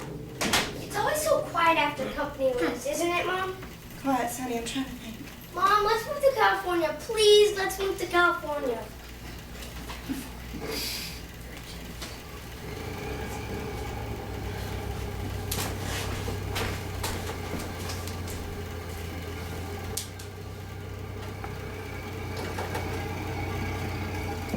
Long distance? This is Mrs. Flood in 321. Yes, I'd like to speak to Mr. Reuben Flood at the Hotel Boomerang in Blackwell, please. Yes, I'll wait. I bet he isn't there. I bet anything. Hello? He isn't. Well, would you please ask and see if he's been there at all this week?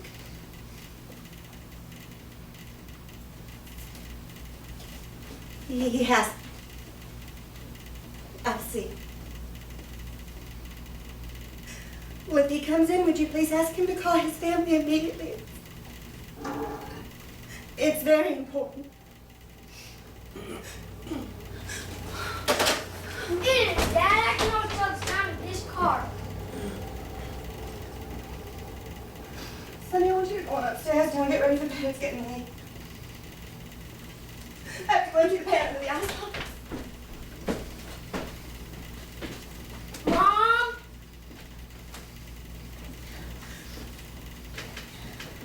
Sonny, I thought I told you to go to bed now. Sonny, why are you so afraid of the dark? Because you can't see what's in front of you and it might be something awful. Listen to me. You're the man of the house now. You mustn't be afraid. I'm not afraid if someone's with me. We'll go up together.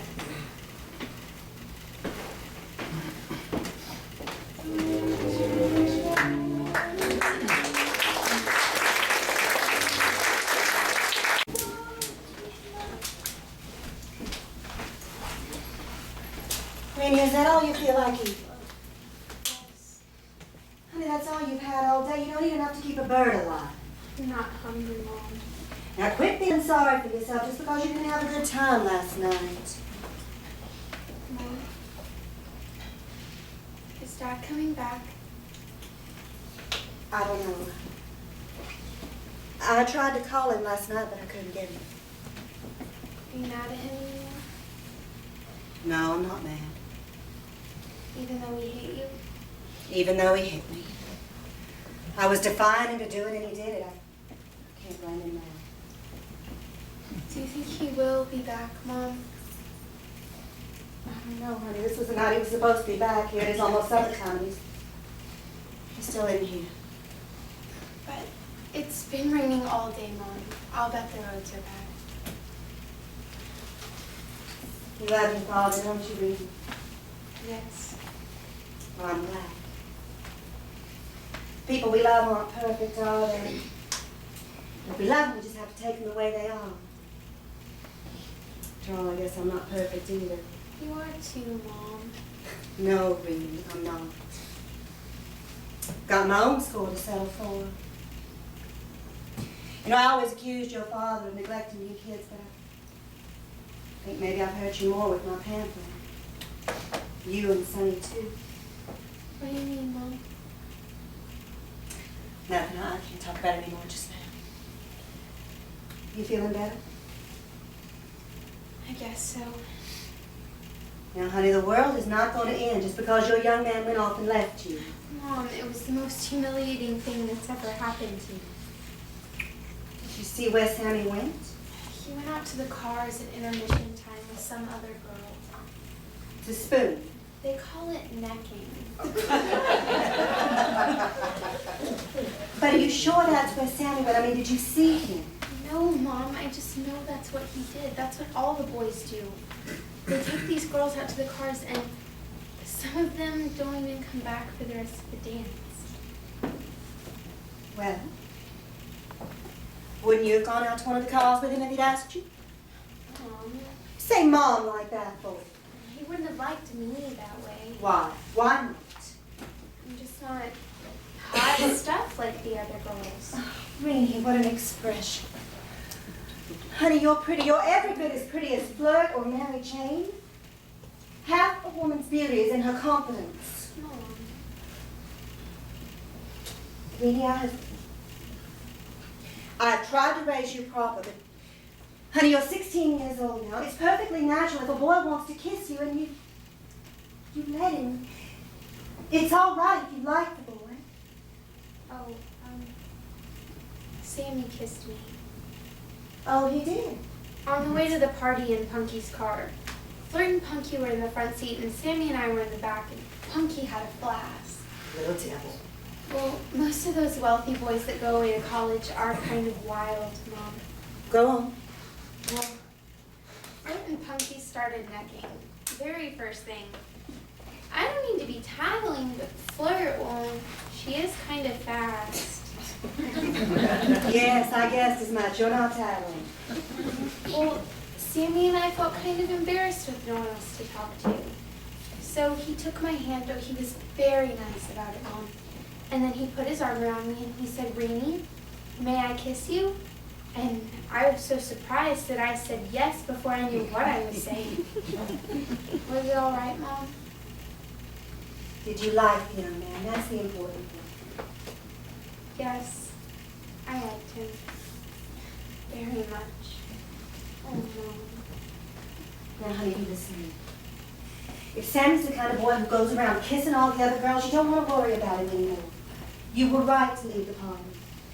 Was I? Of course you were. I'm very disappointed in Sammy. Seemed like such a nice young man, but I guess appearances can be deceiving. Now you listen to me. There are a lot of nice young men out there in the world. You're young. You're not going to have to worry. Mom, I don't think I ever want to get married. Rini. I mean it, Mom. Honey, you are far too young to be making a decision like that. I'm serious. What in the world would make you even say something like that? I don't want to fight with anyone ever in my life the way you and Daddy fight. Oh, my God. Every time you and Daddy fight, I feel like the whole house is just going to cave in, all around me. Then I am to blame. And I think I'd be lots happier just by myself, working in an office building or teaching school. No. You're gonna want someone when you're growing up. You're gonna need someone. But I don't want to. I don't want to need anyone ever in my life. It's a horrible feeling to need someone. Really? Besides, the only times I'm ever really happy are when I'm alone, practicing at the piano or studying in the library. Well, weren't you happy last night when Sammy kissed you? I guess you can't count on happiness like that.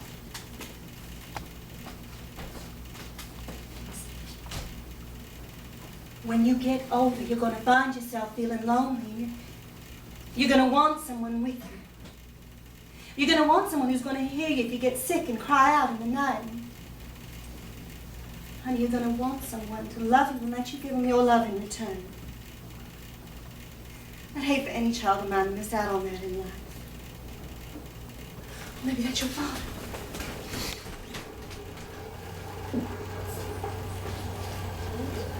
Oh, it's Sonny. Getting out of a big limousine. He's getting out of that car like he owned it. And Stanford must have sent him home with her chauffeur. Mom, look, Mom, Miss Stanford gave me $5 for speaking my PC. $5. She said I was the most talented little boy she ever saw, and then pulled out her pocketbook and gave me $5. See? Well, I declare. That's the first money you've ever earned in your whole life. I'm very proud of you. And Miss Stanford sent me home with her chauffeur. That's the way it's supposed to pronounce it. It's chauffeur. It's French. Well, you spend much more time with Stanford, you're going to be getting too high to come home. We'll talk more later, Lena.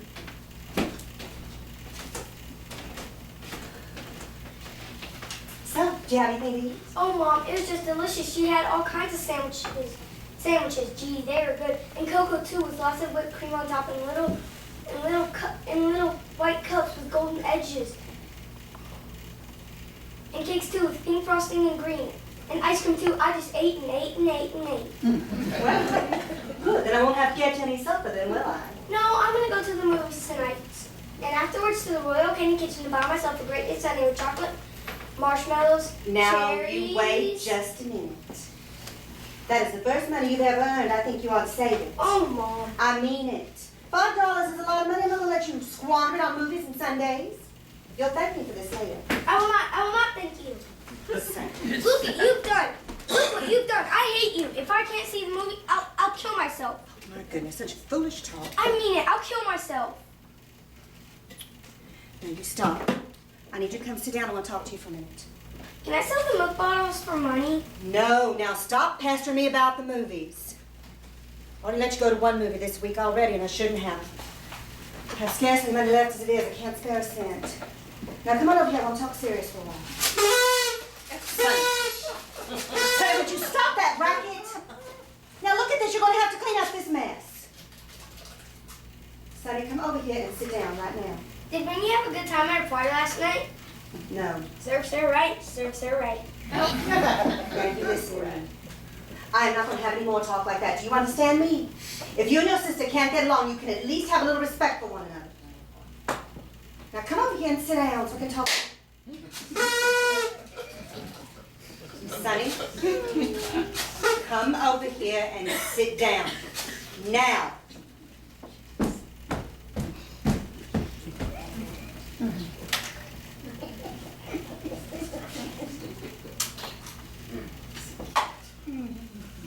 Now listen, I want to talk to you for a minute, all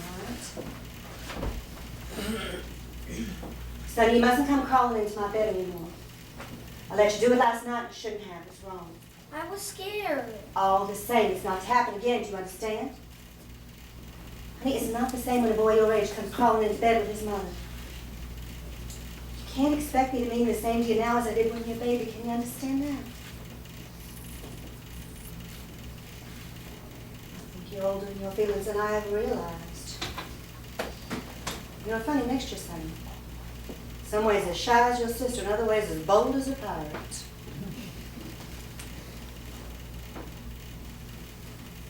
Sonny, I don't like you anymore at all. I mean it, you make me mad.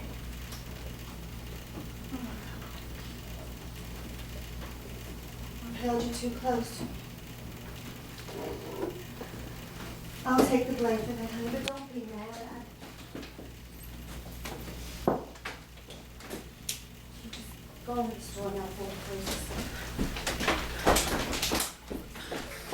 Where's Rainey? What?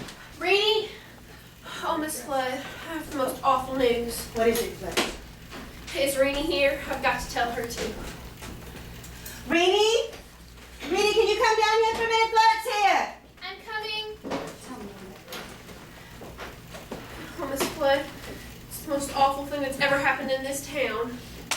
It's the most awful thing that I've ever heard of happening anywhere. Honey, something happened to you and your family. No. It's Sammy.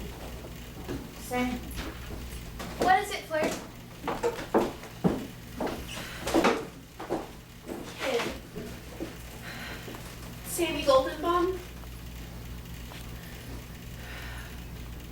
killed himself.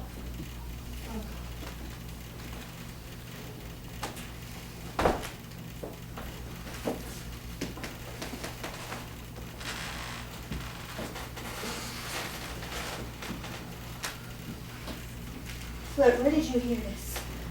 Miss Gibbons told me. The hotel people over in Oklahoma City called her just a little while ago. They found a letter in Sammy's suitcase from Miss Gibbons inviting him to come home with Punky. Oklahoma City. That's where he went last night after the party. He took the midnight train. At least that's what they figured out, since he registered at 2 o'clock this morning. How did he do it, Flirt?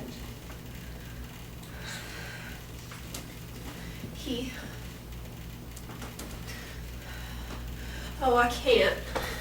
Oh, there, honey, it's all right. I'm such a silly about these things.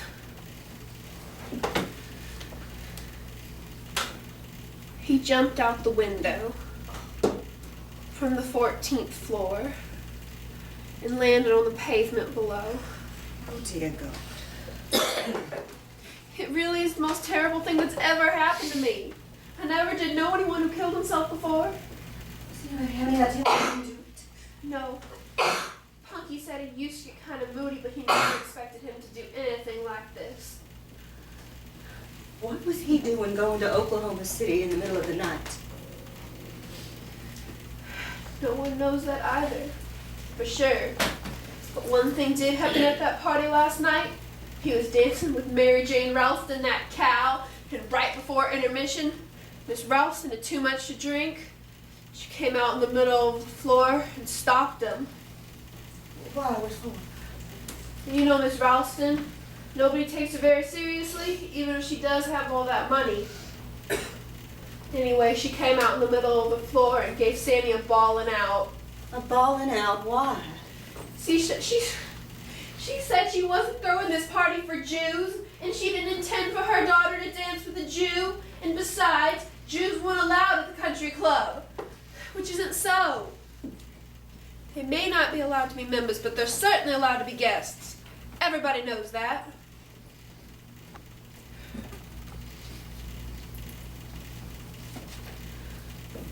Where were you when it all happened? I really wasn't feeling well. She left the party and came home. All the other kids were saying Sammy was looking for her everywhere. He was going around asking everyone, where's Rainey? But a thing like that isn't serious enough for a boy to kill himself, is it? Well, he did. And all the blabbermouth like Miss Ralston. Miss Ralston's a stranger to Sammy. She probably sounded like the voice of the world. Gee, I just don't understand things like that. You want to know something else, Miss Flood?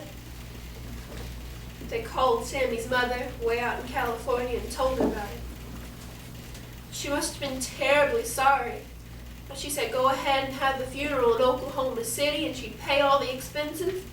But she wouldn't be able to make it because she was working. She cried over the phone. But she said please keep her name out of the papers because it wasn't generally known that she had a son. There won't be anybody that Sammy knows at the funeral, will there?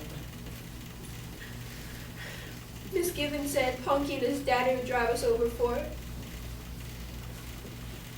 Will you come, Reedy? You can come too, Sonny. It'll be the day after tomorrow in the afternoon. We'll have to get excused from school. Just makes you feel kind of strange. Doesn't it, you kid?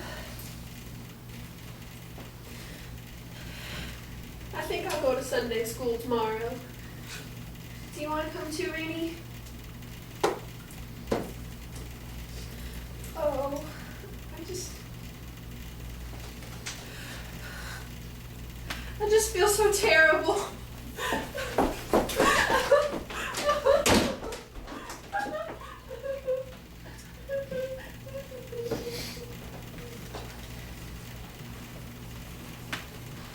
Where were you when Sammy went off?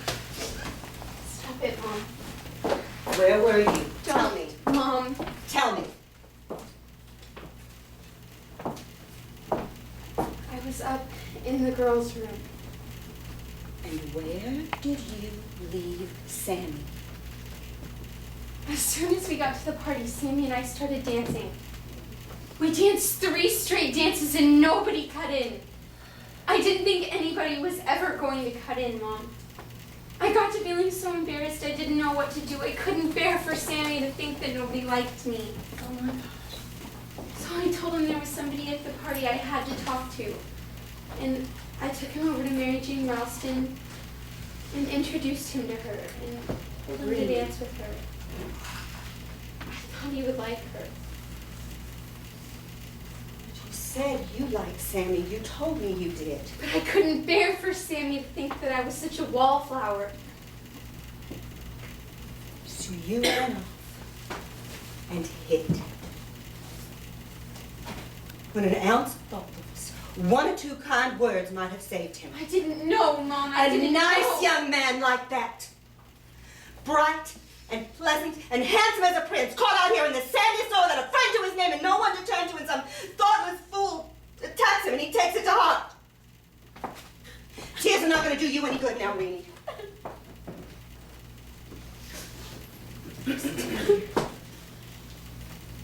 I have heard all I intend to listen to about you being so shy and sensitive and afraid of people. I can't respect those feelings anymore. They're nothing but selfishness. Reenie?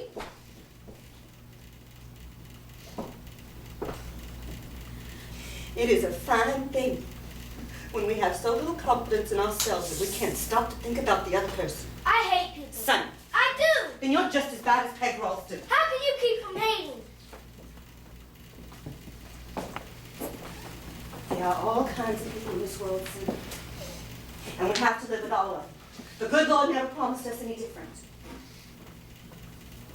The bad ones we don't hate, we're just sorry they have to be. You better run along down to the store before it closes.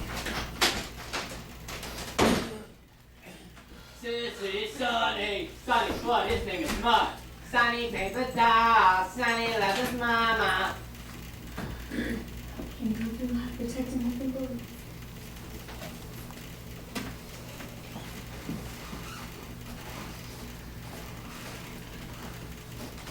Greenie, honey, I'm sorry I spoke so harshly to you. He asked for me. For me. The only time in my entire life that anybody's ever wanted me or needed me. And I wasn't there. I didn't stop once to think of Sammy. I always thought I was the only person in the entire world who had any feelings at all. You're not. If that's any comfort to you. Honey, where you go? I haven't done anything to my room all day. I still have to make my bed. It's Saturday. Change the linens. I'll put them up in the attic to dry.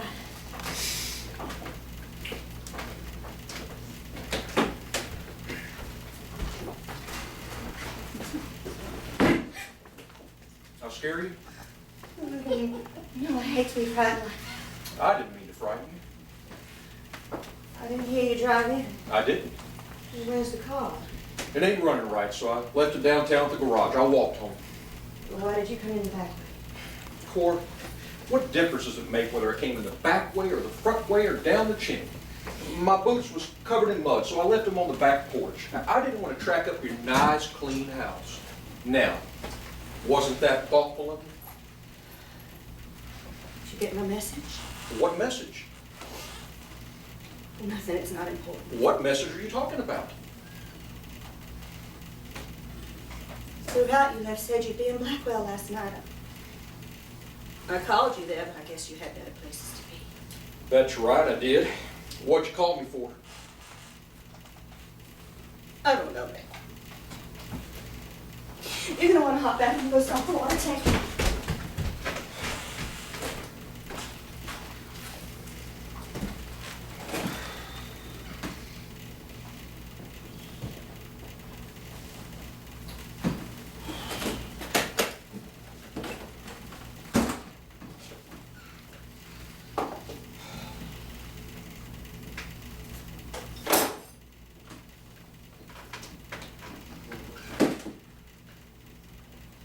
What made you decide to come back? I lost my job. What? I said I lost my job. Reuben, you've always sold more harness for that company than any of the other sales. Yeah, the only trouble is no one's selling much harness today because no one's buying it. People are buying automobiles. Harness salesmen are things of the past. You mean your company's going out of business? That's it. You won the Cupid doll. Oh, Reuben. So that's why you couldn't get me in Blackwell last night. I went somewhere else regardless of what you was thinking, looking for a job. I apologize. Well, that's all right. You got to get your little digs in every once in a while. I'm used to it. No, I mean it. I really am very sorry. Please believe me. Well, I was in Tulsa talking to some men at the Southwest Supply Company. They're hiring lots of new men to go out in the fields and sell their equipment. Reuben Flood, you have just lost one traveling job. I'm not about to let you take another. Now, you listen to me. I want you to go downtown first thing Monday morning and talk to John Frazier. He's bought up all the curly-Q markets in town. He's looking for men to run him. He'd give you a job in a minute, Reuben. I know he would. Now, you do as I say. Damn! I come home here to apologize to you for hitting you.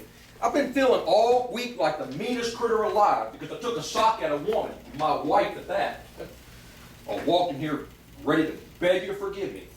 Now I feel like doing it all over again. Don't you realize you can't talk to a man like that? Don't you realize that when you talk that way, I just got to go out and raise more hell to prove to myself I'm a free man? Don't you know when you talk to a man like that, you're not giving him any credit for having any brains or guts or spine or a few other body parts that are pretty important too. All these years I've been married, you never once really admitted to yourself what kind of man I am.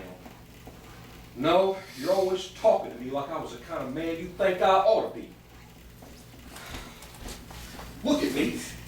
Don't you know who I am? Don't you know who I am? Reuben, honey. Well, I'm taking the job if I can get it. It's a damn good job and pays good money. I don't care about the money. No, you don't. Not till you see Peg Ralston come waltzing down the street in a new fur coat. Then you start to wonder why old Reuben don't shoot himself in the foot to make a lot of money. I swear I'll never envy Peg Ralston another thing as long as I live. Did it ever occur to you that maybe I feel like a cheapskate because I can't buy you no fur coat? Did you ever stop to think that maybe I'd like to be able to send my kids away to a fine college? All I'm asking is that you give them something of yourself. Damn! What have I got to give him? In this day and age, what's a man like me got to give? With the whole world so all fire and crazy about making money, how can any man, unless he's got $1 million stuck in his pocket, feel like he's got anything else to give that's very important? I mean it, Cora. I just never realized you had such talents. Well, the new job is work I've never done. It's work I've never even thought of doing. Learn about that damn machinery and how to get out there and demonstrate it. Working with different kinds of men that's smarter than I am, that think fast and talk sharp and mean all business. Men I can't sit around and chew tobacco with and joke with like my old customers. I don't like them. I don't know if I'm gonna like them. Ruben, you just said you wanted a job. I don't like them, but I'm gonna join them. A fella's gotta get in the swim. There's just nothing else to do. But I'm scared. I don't know how I'll make out. I'm scared. I suppose you had it in you, fear. I suppose all this time you've been thinking you was married to one of those moving picture fellas that jump off of bridges and hold up trains and shoot Indians and are never scared of nothing. Well, time to change, Cora. Now, I don't know where they're going. When I was a boy, there wasn't much to this town but a post office. I only had 6 years of schooling because that's all the old man ever thought I'd need. And now look at things. School buildings and churches and fine stores, movie theaters, and a country club. Men becoming millionaires overnight, driving down the street in their big limousines, going out to the country club and getting drunk, acting like they was the lords of creation. I don't know what to think now, Cora. I'm a stranger in the very land I was born in. Ruben, your family pioneered this country. Sometimes I wonder if it's not a lot easier to pioneer a country than just to settle down in it. I look at the town now and I don't recognize anything in it. I come home here and I've still got to get used to the piano and the telephone, the gas stove and curtains at the windows and the carpets on the floor. All these things are new to me. I don't know what to make of them. How can I feel I've got anything to give to my children when the world's as strange to me as it is to them? Well, I'm doing the best I can, Cora. Can't you understand that? I'm doing the best I can. I know you are. Now, there's a few more things that I've got to say. I want to apologize. I'm sorry I hit you, Cora. I'm awfully sorry.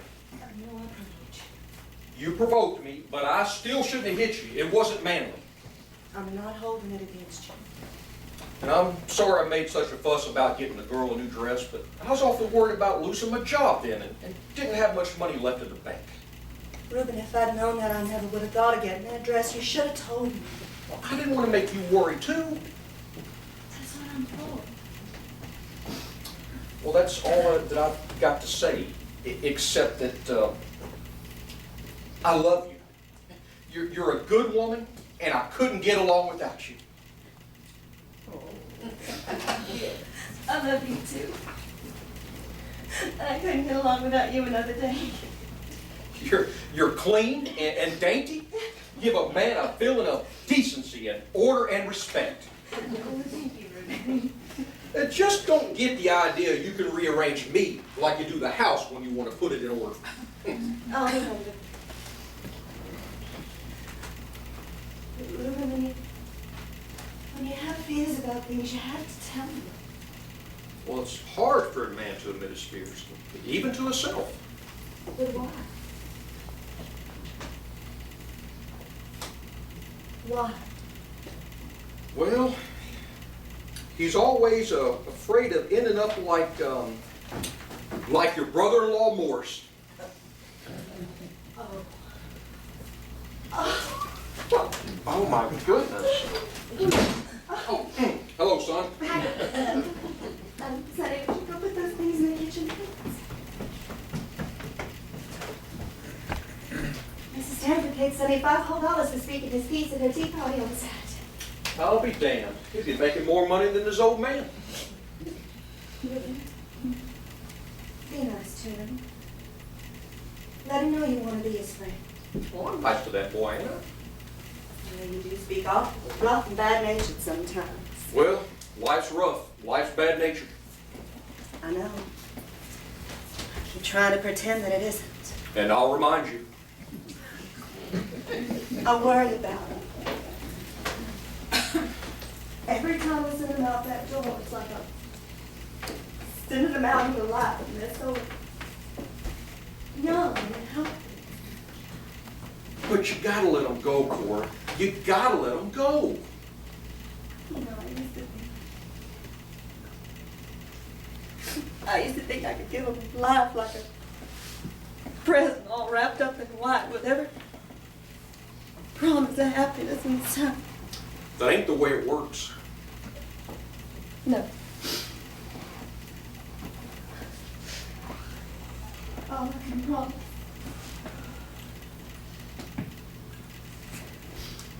All I can promise him is life itself.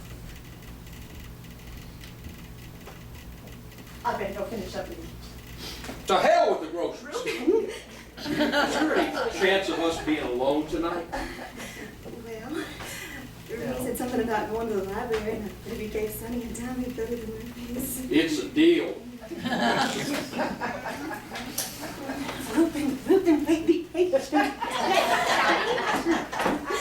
Hello, daughter. Daddy! Well, how's my girl? Better now that you're here. Oh, thank you, daughter. Daddy, I've been practicing a new piece of Chopin's. Do you want to hear it? Sure, I like sweet music, same as everyone.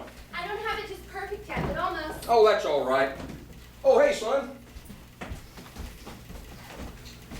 You know, your mom tells me you do real well going around speaking pieces, getting to be a regular Jackie Coogan.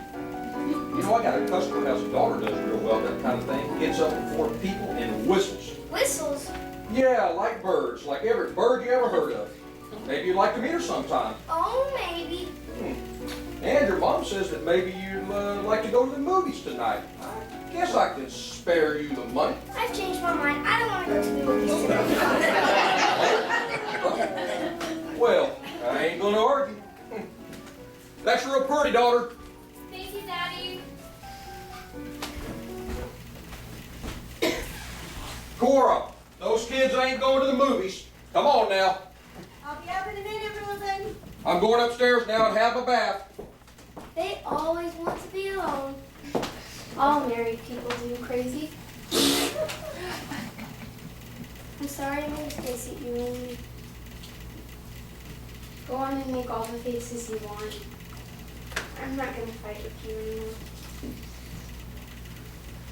Don't cry, Amy. I didn't know Sammy had even remembered the favors until I started to go. I went to find my jacket and there they were, sticking out of the pocket. At the very moment he was putting them there, he must have had in mind doing what he did. You keep the favors. No, he promised them to you. Just the same. You keep them. Do you mean? Yes.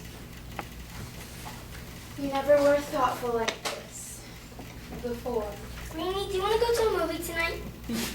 It's Memory and Fascination, and there's an odd game comedy first. I don't think I should. When I feel bad, I just have to go to the movies. I just have to. Well, I was supposed to go to the library tonight. Please go with me, Greenie, please.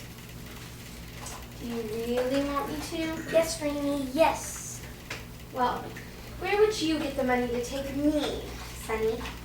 I have to pay adult admission. It's 35 cents. I got all the money we need. No, Sonny, Mother told you to save that money.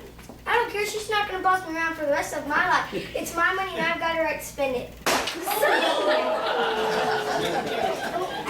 And we'll have enough for popcorn. And afterwards we can go to the Royal Kitchen to buy ourselves a great big sundae with chocolate, marshmallow, I cherries, feel and very proud to be treated by my little brother. Let's hurry. The comedy starts at 7 o'clock. Well, we can always stay for the second show if we miss the comedy. Oh, I want to see this comedy twice. I always see the comedy twice. Your children going somewhere? And we're going to the movies. Together. Yes. Well, how nice. Oh, I left my galoshes on the porch. Cora! I'm coming. You forget what your mother said? Oh, maybe. Don't, Mom. All right, I understand. Cora, come on, honey. In a minute. Bye, son. Hurry up, Sonny! Cora, come on now. I'm coming, Ruth. I'm coming.